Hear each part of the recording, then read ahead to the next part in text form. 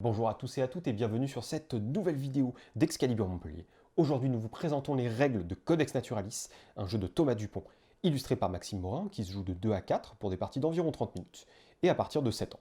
Qu'est-ce qu'il en va des règles du jeu? Eh bien il s'agit d'une mécanique à base de connexion de cartes, c'est-à-dire qu'il va y avoir des ressources qui vont apparaître et disparaître au fur et à mesure où on composera un arbre composé de plusieurs cartes. Donc on va avoir une implantation qui est toujours identique, on a deux objectifs publics qui sont révélés, et nous avons toujours deux cartes révélées de chaque type. Il y a des cartes avec des dorures, comme ceci, et des cartes qui sont dépourvues de dorures. Alors, on commence avec une carte de départ, et il va s'agir de faire un arbre de cartes, comme je vous le disais. Nous avons la piste de score qui est située juste ici. La partie se termine simplement quand quelqu'un arrive ou dépasse les 20 points.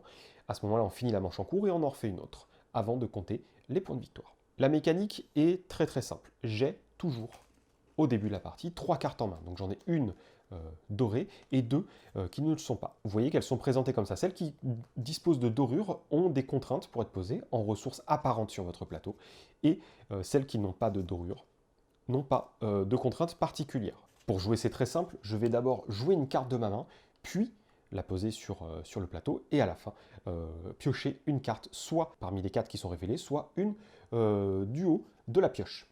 Vous comprenez bien que pour poser cette carte-là particulièrement, il va falloir 5 ressources feuilles comme celle-là, donc ça ne va pas être possible. En revanche, j'ai aussi un objectif privé qui est disponible que pour moi, ainsi que 2 objectifs publics qui vont pouvoir permettre de gagner des points en fonction du placement de certaines cartes.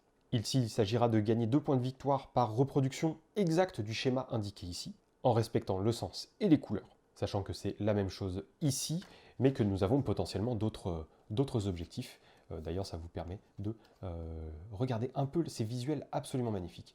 Donc là, ça nous fait gagner 2 points de victoire par tranche de 3 symboles renards. Ici, c'est 2 points de victoire par tranche de 2 parchemins, 2 points de victoire par tranche de 3 feuilles, etc., etc. Ce ne sont que des contraintes de placement et ou de connexion de cartes. Pour placer une carte, c'est très simple, il faut recouvrir un coin comme ceci. On ne peut pas recouvrir les 2 coins. En revanche, on pourrait très bien faire ceci, par exemple, en recouvrant les coins de 2 cartes différentes. Mais là, n'est pas le débat.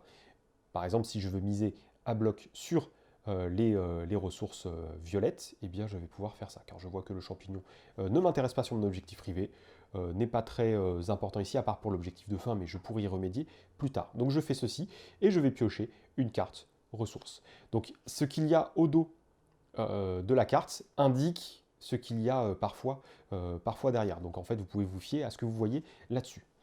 Sachant qu'il est tout à fait possible de poser une carte face cachée, comme ça, ce qui vous donne cette ressource-là, mais qui vous donne moins de ressources, du coup, en nombre.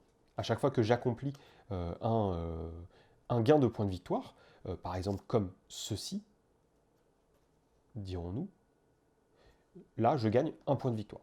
Simplement, je score immédiatement le gain en points de victoire. Et le jeu se déroule simplement comme cela. C'est vraiment très simple d'accès. En revanche, il y a une très bonne profondeur, puisque du coup, en fonction des objectifs qui sont révélés et de avec quoi ils sont mélangés, et en fonction de l'objectif privé que vous avez, et de la pioche de cartes, bien entendu, vous allez devoir renouveler votre stratégie au fur et à mesure que la partie avance. Sachant qu'à la fin de la partie, une fois qu'on arrive à ce que quelqu'un passe ou arrive à 20 points, et qu'on fasse la manche en cours et la dernière qui s'ensuit, nous allons compter les points en fonction de ce que nous avons déjà gagné, mais aussi en fonction des objectifs publics et privés qui ne rapportent des points qu'à la fin de la partie. Donc ça n'est pas parce que vous êtes le premier ou la première à passer la barre des 20 points que vous allez forcément gagner la partie. Et voilà comment on joue simplement à cette excellente boîte qui est Codex Naturalis. On espère que cette vidéo vous a plu. Si c'est le cas, n'hésitez pas à mettre un petit pouce bleu et à nous laisser un commentaire pour signifier que ça vous a plu.